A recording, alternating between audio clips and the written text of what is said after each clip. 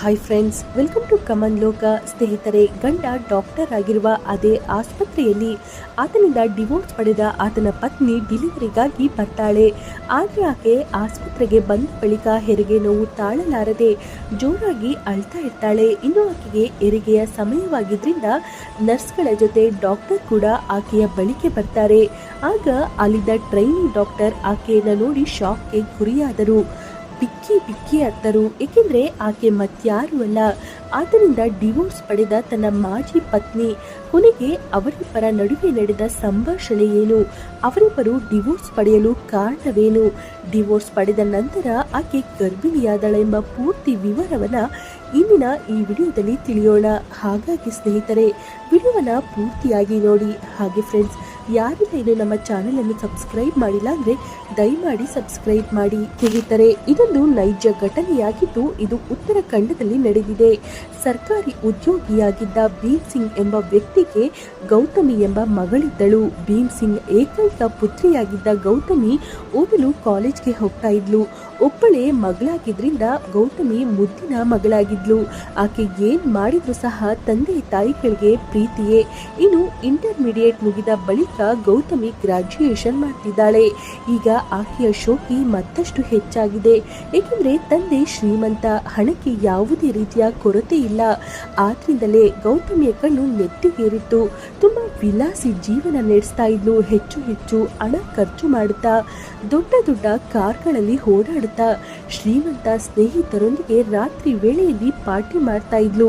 ದೊಡ್ಡ ರೆಸ್ಟೋರೆಂಟ್ಗಳಲ್ಲಿ ಊಟ, ಮಾಲ್ಗಳಲ್ಲಿ ಶಾಪಿಂಗ್, ಹೀಗೆ ದುಬಾರಿಯಾಗಿ ಖರ್ಚು ಮಾಡ್ತಾ ಇದ್ಲು. ಆದ್ರೆ ಭೀಮ್ ಸಿಂಗ್ ಮಗಳನ್ನ ಏನು ಕೇಳ್ತಾ ಇರ್ಲಿಲ್ಲ. ಆಕೆ ಏನ್ ಕೇಳಿದ್ರು ಇಲ್ಲ ಎಂತ ಇರ್ಲಿಲ್ಲ. ಈಗ ಗೌತಮಿ ಗ್ರಾಜ್ಯುಯೇಷನ್ ಮುಗಿದಿದೆ. ತಂದೆ ಭೀಮ್ ಸಿಂಗ್ಗೆ ಮಗಳಿಗೆ ಮದುವೆ ಮಾಡುವ ಆಲೋಚನೆ ಬಂದಿತ್ತು.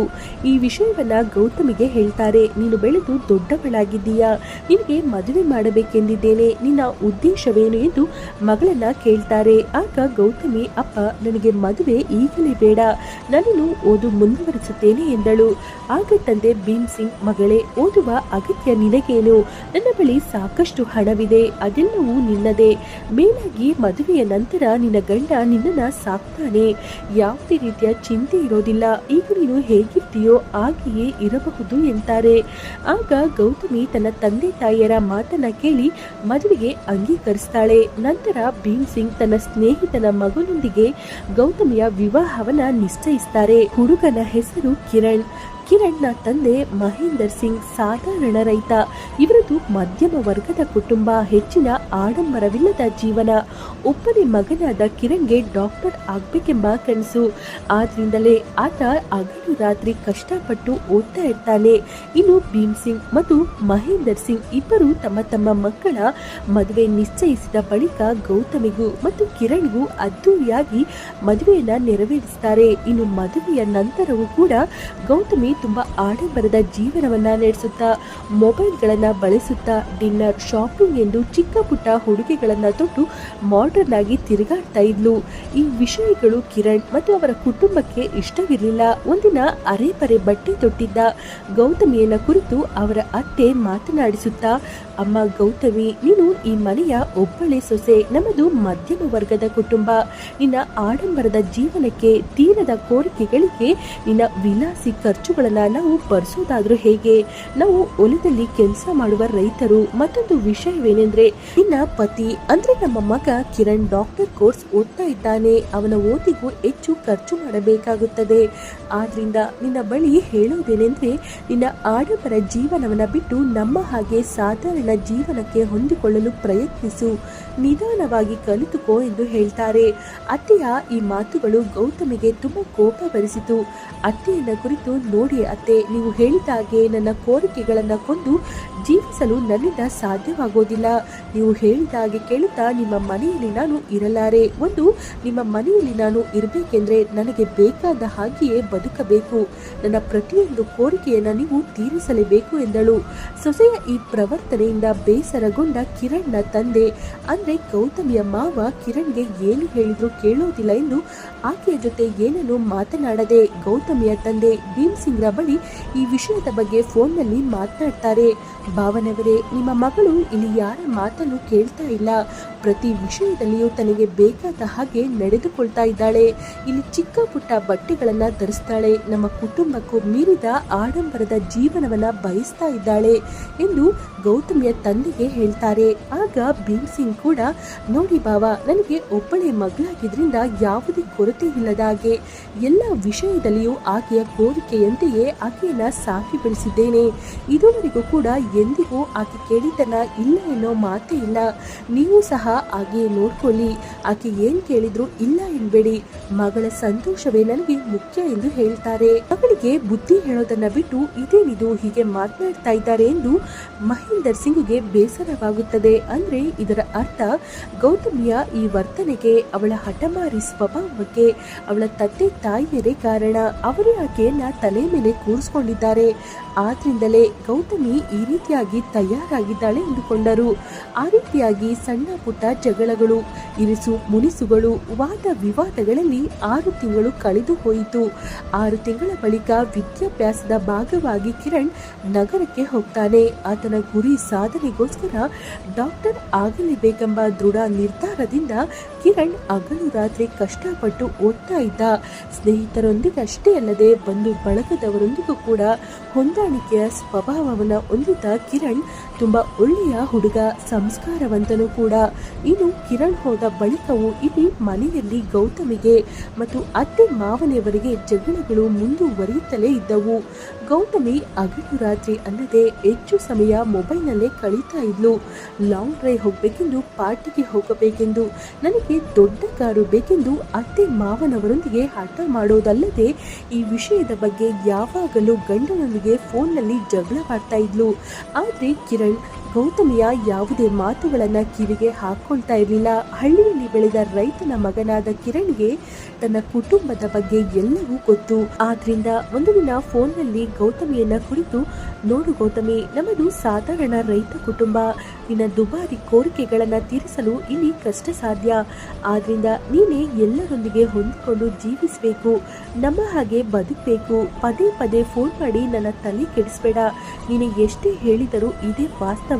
ನನಗೆ ನನ್ನ ತಂದೆ ತಾಯಿಯರೆಂದರೆ ಗೌರವ ಮತ್ತು ಪ್ರೀತಿ ಇದೆ. ಅವರು ಇಷ್ಟು ವರ್ಷಗಳಿಂದಲೂ ಊರಿನಲ್ಲಿ ಒಳ್ಳೆಯ ಗೌರವ ಸಂಪಾದಿಸಿದ್ದಾರೆ. ಅವರಿಗೆ ಒಬ್ಬಳೆ ಸೊಸೆಯಾದ ನೀನು ಮನೆಯ ಮಗಳ ಹಾಗೆ. ಅವರ ಗೌರವವನ್ನ ಉಳಿಸು, ಧಕ್ಕೆ ತರಬೇಡ. ನನ್ನ ಓದು ಮುಗಿದು ಡಾಕ್ಟರ್ ಆದ ಮೇಲೆ ಎಲ್ಲರೂ ಸಂತೋಷದಿಂದ ಇರೋಣ ಎಂದು ತಿಳಿ ಹೇಳ್ತಾನೆ. ಆದ್ರೆ ಹಣದ ಮದವೇರಿದ ಗೌತಮಿಗೆ ಕಿರಣ್ನ ಮಾತುಗಳು ಹಿಡಿಸೋದಿಲ್ಲ. ಗಂಡನ ಮಾತು ಕೇಳಲಿಲ್ಲ. ಸಾಧಾರಣ ಜೀವನ ನಡೆಸಲು ಸಿದ್ಧವಿಲ್ಲ. ಪ್ರತಿಯೊಂದರ ಮೇಲೂ ಸಿಟ್ಟು. ಹೀಗೆ ಸಾಕ್ಬೇಕಾದ್ರೆ ಒಂದು ದಿನ ಗೌತಮಿಗೆ ತಾನು ಗರ್ಭವತಿ ಎಂದು ತಿಳಿಯುತ್ತದೆ. ಇದನ್ನು ತಿಳಿದ ತಕ್ಷಣ ಗೌತಮಿ ತನ್ನ ತಂದೆಗೆ ಕಾಲ್ ಮಾಡಿ ವಿಷಯ ತಿಳಿಸಿ, ಅಪ್ಪ, ಇನ್ನು ನಾನು ಇಲ್ಲಿ ಒಂದು ಕ್ಷಣವೂ ಇರೋದಿಲ್ಲ. ಏಕೆಂದ್ರೆ ಇಲ್ಲಿನ ಜೀವನ ನನಗೆ ಇಡಿಸ್ತಾ ಇಲ್ಲ. ಈ ವ್ಯಕ್ತಿಗಳು ನಮ್ಮ ಸ್ಟೇಟಸ್ಗೆ ತಕ್ಕನದವರಲ್ಲ. ಇಲ್ಲಿ ಯಾರು ನನ್ನ ಬೈಕಿಗಳಿಗೆ ಬೆಲೆ ಕೊಡೋದೇ ಇಲ್ಲ. ನನ್ನ ಆಸೆಗಳನ್ನ ಪೂರೈಸೋದಿಲ್ಲ. ನೀವು ನನ್ನ ಕಡು ಬಡವರಿಗೆ ಕೊಟ್ಟಿದ್ದೀರಾ. ಇಲ್ಲಿ ಅವರಿಗೆ ಜೀವನವೇ ಗೊತ್ತಿಲ್ಲ.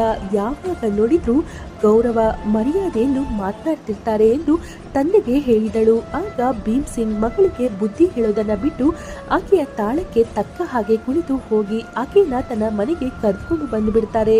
ಮನೆಗೆ ಬಂದವರೇ, ಮಗಳೇ, ಚಿಂತಿಸಬೇಡ, ಸ್ವಲ್ಪ ದಿನಗಳು ಕಳೆದ್ರೆ ಅವರು ಬರ್ತಾರೆ. ನಿನ್ನನ್ನ ಅರ್ಥ ಮಾಡಿಕೊಂಡು ನಿನ್ನ ಆಸೆಗಳಿಗೆ ಬೆಲೆ ಕೊಡ್ತಾರೆ ಎಂದು ಮಗಳು ಮಾಡುವ ತಪ್ಪುಗಳನ್ನ ಹೇಳದೆ ಆಕೆಯನ್ನ ಇನ್ನಷ್ಟು ಪ್ರೋತ್ಸಾಹಿಸಿದರು. ಇನ್ನು ಗೌತಮಿ ತನ್ನ ತವರು ಮನೆಯಲ್ಲಿ ತನ್ನ ಅಭಿರುಚಿಗೆ ತಕ್ಕಂತೆ ಜೀವಿಸಲು ಶುರು ಮಾಡ್ತಾಳೆ. ಆಕೆ ತನ್ನ ಗಂಡನ ಬಗ್ಗೆ ಆಗಲಿ ಅತ್ತೆ ಮಾವನವರ ಬಗ್ಗೆ ಆಗಲಿ ಒಂದು ಚೂರು ತಲೆ ಕೆಡಿಸಿಕೊಳ್ಳೋದೇ ಇಲ್ಲ. ತನಗೆ ಮದುವೆಯಾಗಿದೆ ಎಂಬ ವಿಷಯವನ್ನೇ ಮರೆತು ಹಗಲು ರಾತ್ರಿ ಎನ್ನದೆ ಪಬ್ಗಳಲ್ಲಿ ಪಾರ್ಟಿಗಳು, ಲಾಂಗ್ ಡ್ರೈವ್ ಮತ್ತು ಶಾಪಿಂಗ್ ಎಂದು ಸುತ್ತಾಡ್ತಾ ಇದ್ಲು. ಇಲ್ಲಿ ಕಿರಣ್ ಮಾತ್ರ ಏಕಾಗ್ರತೆಯಿಂದ ಶ್ರದ್ಧೆಯಿಂದ ಓದಿ ಪಾಸಾಗಿ ಟ್ರೈನಿಂಗ್ಗೋಸ್ಕರ ಹೋಗ್ತಾನೆ. ಮತ್ತೊಂದೆಡೆ ಗೌತಮಿ ಕಿರಣ್ ಮತ್ತು ಆತನ ಕುಟುಂಬ ನನಗೆ ಸರಿ ಹೊಂದೋದಿಲ್ಲ ಎಂದು ಡಿವೋರ್ಸ್ಗೆ ಅಪ್ಲೈ ಮಾಡಿದಳು. ಮೊದಲಿಗೆ ಕಿರಣ್ ನಿರಾಕರಿಸ್ತಾನೆ. ಮುಂದೆ ಎಲ್ಲವೂ ಸರಿ ಹೋಗುತ್ತದೆ ಎಂದು ಒಟ್ಟಾಗಿ ಜೀವಿಸೋಣ ಎಂದು ಗೌತಮಿಗೆ ಹೇಳ್ತಾನೆ. ಆದ್ರೆ ಆಡಂಬರದ ವಿಲಾಸಿ ಜೀವನಕ್ಕೆ, ಕೆಟ್ಟ ಹವ್ಯಾಸಗಳಿಗೆ ಗುಲಾಮಳಾಗಿದ್ದ ಗೌತಮಿಗೆ ಮಾತ್ರ ಅವರ ಜೊತೆ ಜೀವನ ಸುತಾರಾಮ್ ಇಷ್ಟವಿಲ್ಲ. ಅನಂತರ ಅವರಿಬ್ಬರಿಗೆ ಡಿವೋರ್ಸ್ ಆಗುತ್ತದೆ.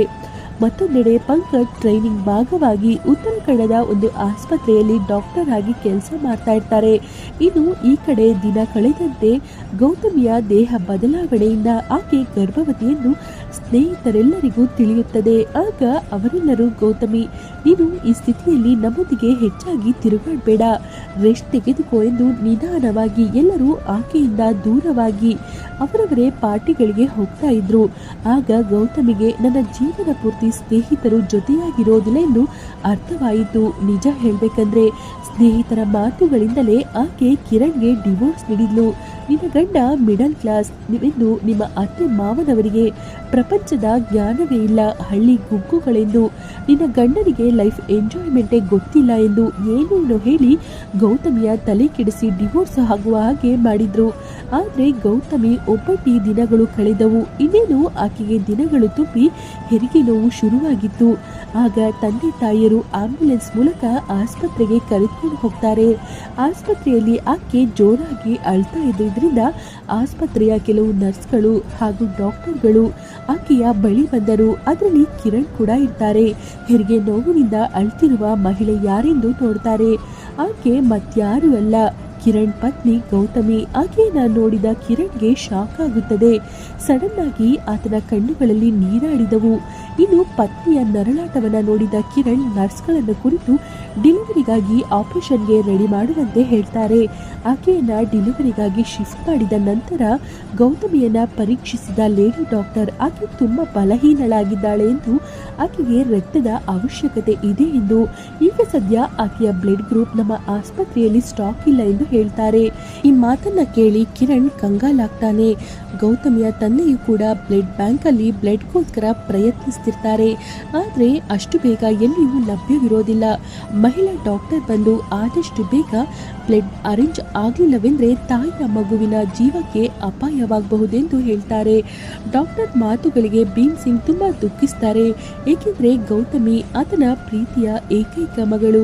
ಆಗ ಟ್ರೈನಿ ಡಾಕ್ಟರ್ ಕಿರಣ್ ಮಾತನಾಡ್ತಾ, ಮೇಡಮ್, ತಕ್ಷಣವೇ ಯಾವುದೇ ಬ್ಲಡ್ ಬ್ಯಾಂಕ್ ಅಲ್ಲಿ ಬ್ಲಡ್ ಲಭ್ಯವಿಲ್ಲ, ಆದ್ರಿಂದ ನನ್ನ ಬ್ಲಡ್ ತೆಗೆದುಕೊಳ್ಳಿ, ನನ್ನದು ಕೂಡ ಸೇಮ್ ಬ್ಲಡ್ ಗ್ರೂಪ್ ಎಂದು ಹೇಳಿದರು. ಆಗ ಡಾಕ್ಟರ್ಗಳು ತಕ್ಷಣವೇ ಕಿರಣ್ ರಿಂದ ಬ್ಲಡ್ ಪಡೆದು ಆಪರೇಷನ್ ಮಾಡಿ ಡೆಲಿವರಿ ಮಾಡ್ತಾರೆ. ಗೌತಮಿಗೆ ಮುದ್ದಾದ ಗಂಡು ಮಗುವಾಗುತ್ತದೆ. ಇನ್ನು ಬ್ಲಡ್ ಕೊಟ್ಟ ನಂತರ ಕಿರಣ್ ತನ್ನ ಕ್ಯಾಬಿನ್ಗೆ ಹೋಗ್ತಾರೆ. ಆತನ ಕೆಲಸದಲ್ಲಿ ನಿರತರಾಗ್ತಾರೆ. 4-5 ಗಂಟೆಗಳ ಬಳಿಕ ಗೌತಮಿಗೆ ಪ್ರಜ್ಞೆ ಬರುತ್ತದೆ. ಅನಂತರ ಪಕ್ಕದಲ್ಲಿರುವ ತನ್ನ ಮಗುವನ್ನ ನೋಡ್ತಾಳೆ. ತುಂಬಾ ಸುಂದರವಾದ ಮಗ. ತಂದೆ ಕಿರಣ್ಣನ್ನ ಹೋಲ್ತಿದ್ದ. ಇನ್ನು ಗೌತಮಿಗೆ ಎಚ್ಚರವಾಗ್ತಿದ್ದ ಹಾಗೆಯೇ ಲೇಡಿ ಡಾಕ್ಟರ್ ಆಕೆಗೆ ಶುಭಾಶಯ ಕೋರ್ತಾರೆ. ಆಗ ಗೌತಮಿ ಡಾಕ್ಟರ್ಗೆ ಥ್ಯಾಂಕ್ಸ್ ಹೇಳ್ತಾಳೆ. ನಿಮಗೆ ತುಂಬಾ ಧನ್ಯವಾದಗಳು ಮೇಡಮ್, ನಿಮ್ಮಿಂದಾಗಿ ನಾನು ಮತ್ತು ನನ್ನ ಮಗ ಕ್ಷೇಮವಾಗಿದ್ದೇವೆ. ನಿಮ್ಮ ಈ ಸಹಾಯ ನನ್ನ ಜೀವನದಲ್ಲಿ ಮರೆಯುವುದಿಲ್ಲ ಎಂದಳು. ಆಗ ಲೇಡಿ ಡಾಕ್ಟರ್, ನೀವು ಥ್ಯಾಂಕ್ಸ್ ಹೇಳಬೇಕಾಗಿರೋದು ನನಗೆಲ್ಲ. ನಿಮಗೆ ಎಲ್ಲೂ ರಕ್ತ ಸಿಗದೇ ಇದ್ದಾಗ ಸಮಯಕ್ಕೆ ಸರಿಯಾಗಿ ರಕ್ತ ಕೊಟ್ಟು ತಾಯಿ ಮಗುವಿನ ಪ್ರಾಣ ಕಾಪಾಡಿದ ಜೂನಿಯರ್ ಟ್ರೈನಿ ಡಾಕ್ಟರ್ಗೆ ಎಂದು ಹೇಳ್ತಾರೆ. ಆ ಭಗವಂತನ ದಯೆಯಿಂದ ಆದಷ್ಟು ಬೇಗ ರಕ್ತ ಅರೇಂಜ್ ಆಗಿದ್ರಿಂದ ನೀವು ಮತ್ತು ನಿಮ್ಮ ಮಗು ಕ್ಷೇಮವಾಗಿದ್ದೀರಾ ಎಂದರು. ಆಗ ಗೌತಮಿ, ಮೇಡಮ್, ನಮಗೆ ರಕ್ತ ಕೊಟ್ಟ ಪುಣ್ಯಾತ್ಮರು ಯಾರು? ನನಗೆ ಭೇಟಿ ಮಾಡಿಸಿ ಅವರಿಗೆ ಧನ್ಯವಾದಗಳನ್ನು ತಿಳಿಸಬೇಕು ಎಂತಾಳೆ. ಇನ್ನು ಕಿರಣ್ ಒಂದು ಕಡೆ ಅಲ್ಲಿಗೆ ಬರಲು ಇಷ್ಟವಿಲ್ಲ, ಇನ್ನೊಂದು ಕಡೆ ತನ್ನದೇ ಮಗು ನೋಡಲೇಬೇಕೆಂಬ ಹಂಬಲ. ಆದರೂ ಕೂಡ ತನ್ನನ್ನು ತಾನು ಕಂಟ್ರೋಲ್ ಮಾಡಿಕೊಂಡು ಕ್ಯಾಬಿನ್ನಲ್ಲಿ ಕುಳಿತಿರ್ತಾರೆ. ಅಷ್ಟರಲ್ಲಿ ಅಲ್ಲಿಗೆ ಬಂದ ಲೇಡಿ ಡಾಕ್ಟರ್ ಕಿರಣ್ನನ್ನ ಡೆಲಿವರಿ ವಾರ್ಡ್ಗೆ ಕರೆದುಕೊಂಡು ಹೋಗ್ತಾರೆ. ಆತನನ್ನು ನೋಡಿದ ಗೌತಮಿ ಆಶ್ಚರ್ಯಗೊಂಡಿದ್ದಳು. ತನ್ನ ಗಂಡ ಕಿರಣ್ನನ್ನ ಆ ಆಸ್ಪತ್ರೆಯಲ್ಲಿ ಟ್ರೈನಿಂಗ್ ಡಾಕ್ಟರ್ ಆಗಿ ನೋಡಿ ಒಂದ್ ಕಡೆ ಸಂತೋಷಗೊಂಡಿದ್ದಳು, ಮತ್ತೊಂದೆಡೆ ಮುಖವೆಲ್ಲ ಬೆವರುತ್ತಿದೆ. ನಾಚಿಕೆಯಿಂದ ತಲೆ ತಗ್ಗಿಸಿದಳು. ಇವರೇನ ನನಗೆ ರಕ್ತ ಕೊಟ್ಟಿದ್ದು? ಇವರ ಭಾವನೆಗಳಿಗೆ ಬೆಲೆ ಕೊಡದೆ, ಇವರ ಮಾತುಗಳನ್ನ ಕೇಳದೆ ನಾನು ಇವರೊಂದಿಗೆ ಡಿವೋರ್ಸ್ ಪಡೆದಿದ್ದೇನೆ. ನಾನು ಯಾವತ್ತೂ ಕೂಡ ಇವರೊಂದಿಗೆ ಪ್ರೀತಿಯಿಂದ ಇರಲಿಲ್ಲ, ಯಾವಾಗಲೂ ಬೈತಾ ಇದ್ದೆ. ನೀನು ಬಡವ, ಕೈಲಾಗದವ, ಹೆಂಡತಿಯನ್ನ ಖುಷಿಪಡಿಸದವ, ನಿನಗೆ ಗೊತ್ತಿಲ್ಲ, ನೀನು ಹಳ್ಳಿ ಗಮಾರ ಎಂದು ಹೀಯಾಳಿಸುತ್ತಿದ್ದೆ. ಆದರೆ ಈ ದಿನ ಅವರೇ ನನ್ನ ಮತ್ತು ಮಗುವಿನ ಪ್ರಾಣ ಕಾಪಾಡಿದ್ದಾರೆ ಎಂದು ಪಶ್ಚಾತ್ತಾಪದಿಂದ ತಲೆ ಬಗ್ಗಿಸುತ್ತಾಳೆ. ಎರಡು ಕೈ ಜೋಡಿಸಿ ಆತನನ್ನ ಕ್ಷಮಾಪಣೆ ಕೋರ್ತಾಳೆ. ಆಗ ಆತನು, ಗೌತಮಿ, ನನ್ನ ಬಳಿ ಕ್ಷಮಾಪಣೆ ಕೋರುವ ಅಗತ್ಯವಿಲ್ಲ. ಇದರಲ್ಲಿ ನಿನ್ನ ತಪ್ಪಿಗಿಂತಲೂ ಹೆಚ್ಚಾಗಿ ನಿನ್ನ ತಂದೆ ತಾಯಿಯ ತಪ್ಪಿದೆ. ಏಕೆಂದರೆ ನಿನಗೆ ಒಳ್ಳೆಯ ಸಂಸ್ಕಾರವನ್ನು ಅವರು ನಿನಗೆ ಕಲಿಸಲಿಲ್ಲ. ಒಬ್ಬಳೇ ಮಗಳೆಂದು, ದುಡ್ಡಿಗೆ ಎಂದು ನೀನು ಕೇಳಿದ್ದಕ್ಕೆಲ್ಲ ಓಕೆ ಎಂದಿದ್ದಾರೆ. ಸರಿ ಯಾವುದು, ತಪ್ಪು ಯಾವುದು ಎಂಬ ಅರಿವು ನಿನಗೆ ಮೂಡಿಸಿಲ್ಲ. ಹಿರಿಯರ ಬಳಿ ಹೇಗಿರಬೇಕು ಎಂಬುದನ್ನು ಅವರು ನಿನಗೆ ಕಲಿಸಲಿಲ್ಲ. ಇನ್ನು ನಿನ್ನ ಬಳಿ ಹೆಚ್ಚಾಗಿ ಹಣವಿದ್ದಿದ್ರಿಂದ ನಿನ್ನ ಸ್ನೇಹಿತರು ನಿನ್ನನ್ನು ಬಳಸ್ಕೊಂಡ್ರು. ಎಲ್ಲ ಖರ್ಚು ಮಾಡಿಸಿ ಅವರು ಎಂಜಾಯ್ ಮಾಡ್ತಾ ಇದ್ರು. ಹಾಗಾಗಿ ನಿನಗೆ ಸರಿ ತಪ್ಪುಗಳ ಅರಿವಿರಲಿಲ್ಲ. ಜೀವನದ ಮೌಲ್ಯಗಳು ಅರ್ಥವಾಗಲಿಲ್ಲ. ತಂದೆ ತಾಯಿಯರು ಮತ್ತು ನಮ್ಮ ಗೆಳೆಯ ಗೆಳತಿಯರು ಸಂಸ್ಕಾರವಂತರಾಗಿದ್ದರೆ ನಾವು ಕೂಡ ಒಂದು ಒಳ್ಳೆಯ ಸಂಸ್ಕಾರವನ್ನೇ ಕಲಿತೇವೆ. ಹೋಗ್ಲಿ ಬಿಡು, ಆದದ್ದಾಯಿತು, ಅದೆಲ್ಲ ಗತ ಮುಗಿದು ಹೋಗಿದೆ. ಅದ್ರ ಬಗ್ಗೆ ಹೆಚ್ಚಾಗಿ ಚಿಂತಿಸಬೇಡ. ಈಗ ನಿನಗೆ ಮಗನು ಜನಿಸಿದ್ದಾನೆ. ದೇವರ ದಯೆಯಿಂದ ಈಗ ನೀವಿಬ್ರು ಆರೋಗ್ಯವಾಗಿದ್ದೀರಾ. ನೀನು ತುಂಬ ವೀಕ್ ಆಗಿರೋದ್ರಿಂದ ಸ್ವಲ್ಪ ದಿನಗಳ ಚೇತರಿಕೆಯ ನಂತರ ಮನೆಗೆ ಕಳುಹಿಸ್ತಾರೆ. ಚಿಂತಿಸಬೇಡ ಎಂದು ಸಮಾಧಾನ ಪಡಿಸಿ ಎದ್ದು ಹೊರಡಲು ಸಿದ್ಧನಾಗ್ತಾನೆ. ಕಿರಣ್ನ ಈ ಮಾತುಗಳಿಂದ ಗೌತಮಿಗೆ ತನ್ನ ತಪ್ಪಿನ ಅರಿವಾಗಿದೆ. ಕಿರಣ್ನನ್ನ ಕುರಿತು, ನಿಲ್ಲಿ ಕಿರಣ್, ನನ್ನನ್ನು ಕ್ಷಮಿಸಿ. ಡಿವೋರ್ಸ್ ನೀಡಿ ತವರು ಮನೆಗೆ ಹೋದ ಬಳಿಕವೂ ಕೂಡ ದುಡ್ಡೇ ಜೀವನ ಮತ್ತು ಸ್ನೇಹಿತರೆ ಎಲ್ಲ ಎಂದು ತಿಳಿದಿದ್ದೆ. ಆದರೆ ನಿಜವಾದ ಜೀವನ, ದಾಂಪತ್ಯ, ಮನುಷ್ಯತ್ವ ಮತ್ತು ಒಳ್ಳೆಯ ಸಂಸ್ಕಾರವೇನು ಎಂದು ಈಗ ನಿಮ್ಮನ್ನ ನೋಡಿದರೆ ಅರ್ಥವಾಗುತ್ತದೆ. ಹಾಗೆಯೇ ದೇವರಂತಹ ಅತ್ತೆ ಮಾವನವರ ಮನಸ್ಸನ್ನು ಕೂಡ ನೋಯಿಸಿದ್ದೇನೆ. ನನ್ನನ್ನು ದಯವಿಟ್ಟು ಕ್ಷಮಿಸಿ. ನನ್ನನ್ನು ಮತ್ತು ನಿಮ್ಮ ಮಗುವನ್ನ ನಿಮ್ಮೊಂದಿಗೆ ಕರೆದುಕೊಂಡು ಹೋಗಿ ಎಂದು ಬೇಡ್ಕೊಳ್ತಾಳೆ. ಆಗ ಕಿರಣ್, ನೋಡು ಗೌತಮಿ, ನೆನಪಿದೆ ತಾನೇ ನನ್ನ ಕುಟುಂಬ, ನಮ್ಮ ಊರು, ಅಲ್ಲಿನ ಜೀವನ. ಮೇಲಾಗಿ ನಾನಿನ್ನು ಟ್ರೈನಿಂಗ್ ಡಾಕ್ಟರ್. ನಿನ್ನ ಆಡಂಬರ ವಿಲಾಸಿ ಜೀವನಕ್ಕೆ ನಮ್ಮ ಮನೆಯಲ್ಲಿ ಅವಕಾಶವಿಲ್ಲ. ಸಂತೋಷವಾದ ಮತ್ತು ಸಾಧಾರಣವಾದ ಜೀವನ ನಮ್ಮದು ಎಂತಾನೆ. ಆಗ ಗೌತಮಿ ದುಃಖದಿಂದಲೇ ತಲೆ ತಗ್ಗಿಸುತ್ತಾಳೆ. ಇವರಿಬ್ಬರ ಸಂಭಾಷಣೆಯನ್ನ ಕೇಳಿಸ್ಕೊಂಡ ಮಾವ ಭೀಮ್ ಸಿಂಗ್ ಕೂಡ ಅಲ್ಲಿಗೆ ಬರ್ತಾರೆ. ಕಿರಣ್ ನನ್ನ ಕುರಿತು, ಅಳಿಯಂದ್ರೆ ನಮ್ಮನ್ನ ಕ್ಷಮಿಸಿ, ನಮ್ಮ ಪರವಾಗಿ ನಮ್ಮ ಮಗಳನ್ನ ಕ್ಷಮಿಸಿ. ಒಬ್ಬಳೆ ಮಗಳೆಂದು ಆಕೆನ ಈ ರೀತಿ ಬೆಳೆಸಿದೆವು. ಈಗ ಆಕೆಗೂ ತನ್ನ ತಪ್ಪಿನ ಅರಿವಾಗಿದೆ. ದಯಮಾಡಿ ದೊಡ್ಡ ಮನಸ್ಸಿನಿಂದ ಕ್ಷಮಿಸಿ. ನಿಮ್ಮ ಮಗು ಮತ್ತು ಹೆಂಡತಿಯನ್ನ ನಿಮ್ಮೊಂದಿಗೆ ಕರೆದುಕೊಂಡು ಹೋಗಿ ಎಂದು ಬೇಡ್ತಾರೆ. ಇನ್ನು ಡೆಲಿವರಿಗಾಗಿ ಸೊಸೆ ಆಸ್ಪತ್ರೆಗೆ ದಾಖಲಾಗಿದ್ದಾಳೆ ಎಂದು ತಿಳಿದು ಓಡೋಡಿ ಬಂದಿದ್ದರು ಗೌತಮಿಯ ಅತ್ತೆ ಮಾವ. ಮಗನನ್ನ ಕುರಿತು, ನೋಡು ಕಿರಣ್, ನಮಗಿರೋದು ಒಬ್ಬಳೇ ಸೊಸೆ. ನಮಗೆ ಮಗಳಾದರೂ ಸೊಸೆಯಾದರೂ ಈಕೆಯೇ. ಈಕೆಯನ್ನ ಕ್ಷಮಿಸು. ನಿನ್ನ ಮಗನಿಗೋಸ್ಕರವಾದರೂ ಮನಸ್ಸು ಬದಲಾಯಿಸು ಎಂದು ಹೇಳ್ತಾರೆ. ತುಂಬಾ ಸಮಯ ಆಲೋಚಿಸಿದ ನಂತರ ಕಿರಣ್ ಒಪ್ಪಿಗೆ ಸೂಚಿಸ್ತಾನೆ. ಅನಂತರ ಸ್ವಲ್ಪ ದಿನಗಳ ಚಿಕಿತ್ಸೆಯ ಬಳಿಕ ಕಿರಣ್ ಪತ್ನಿ ಮತ್ತು ಮಗುವನ್ನ ತನ್ನ ಮನೆಗೆ ಕರೆದುಕೊಂಡು ಹೋಗ್ತಾರೆ. ಕಿರಣ್ ತಂದೆ ತಾಯಿಯರು ತುಂಬಾ ಸಂತೋಷ ಪಡ್ತಾರೆ. ಅನಂತರ ಗೌತಮಿ ಪೂರ್ತಿಯಾಗಿ ಬದಲಾಗಿ ಕೆಟ್ಟ ಅಭ್ಯಾಸ ಮತ್ತು ಹವ್ಯಾಸಗಳನ್ನು ಬಿಟ್ಟು ಅತ್ತೆ, ಮಾವ, ಗಂಡ ಮತ್ತು ಮಗುವಿನೊಂದಿಗೆ ಸಂತೋಷವಾಗಿ ಜೀವಿಸ್ತಾಳೆ. ಸ್ನೇಹಿತರೆ, ಈ ಮಾಹಿತಿ ನಿಮಗೆ ಇಷ್ಟವಾಗಿದ್ದಲ್ಲಿ ದಯಮಾಡಿ ಲೈಕ್ ಮಾಡಿ, ಶೇರ್ ಮಾಡಿ. ಹಾಗೆ ಫ್ರೆಂಡ್ಸ್, ಯಾರೆಲ್ಲ ಇನ್ನು ನಮ್ಮ ಚಾನೆಲನ್ನು ಸಬ್ಸ್ಕ್ರೈಬ್ ಮಾಡಿಲ್ಲ ಅಂದರೆ ದಯಮಾಡಿ ಸಬ್ಸ್ಕ್ರೈಬ್ ಮಾಡಿ. ಧನ್ಯವಾದಗಳು.